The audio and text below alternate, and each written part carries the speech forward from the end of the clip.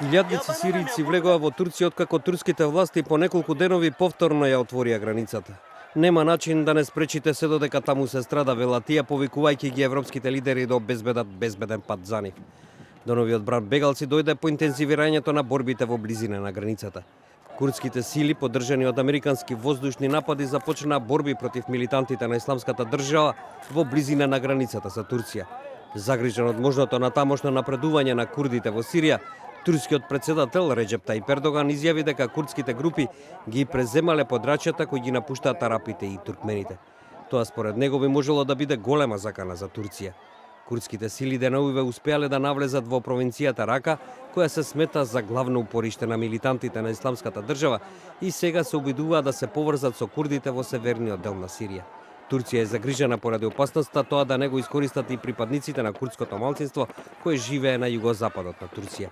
По најновите борби во Сирија, само во изминатава недела во Турција влегле околу 13.000 луѓе. Локалните медиуми јавуваат дека милитантите на Исламската држава се обидувале да ги спречат бегалците да влегуваат во Турција и повторно да се вратат во градот Тел Абијад.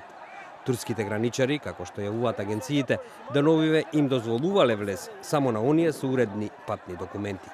Повеќето од сириските бегалци, како крајна дестинација, ја гледаат Европската унија. Некои од нив преку Медитеранот пристигнуваат на грчките острови. Се обидуваме да најдеме некоја земја која ќе сака да не прими. Тоа е се. Знаете, живееме во војна и бегаме од големите страдања, вели 30-годишниот Ашер кој бил инженер во Хомс и кој заедно со семејството преку Турција успел да стигне во Грција. Со иста судбина се и сириците Махмут и Хасан кои, како што велат, работеле во хотелот Шератон во Алепо. Тие избегале од градот пред еден месец, подплатиле за да влезат во Турција и за да стигнат до грчкиот остров Кос. Сега ги чекале да дојдат и другите членови на нивните семејства за да го продолжат патувањето. Махмут и Хасан велат дека се додека војната продолжува во Сирија, се до тогаш луѓето ќе бегаат и ќе бараат спас во Европа. Бегалците велат дека доволно страдале и бараат од европските лидери да им обезбедат по безбедни патишта. Запретеа болката. На еден или на друг начин бегалците ќе сакаат да пристигнат до богатите земји.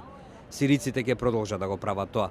Подобро да им помогнете, отколку да им го отежнувате тој пат, вели еден 24 годишен сириец кој го напуштил својот дом во Дамаск.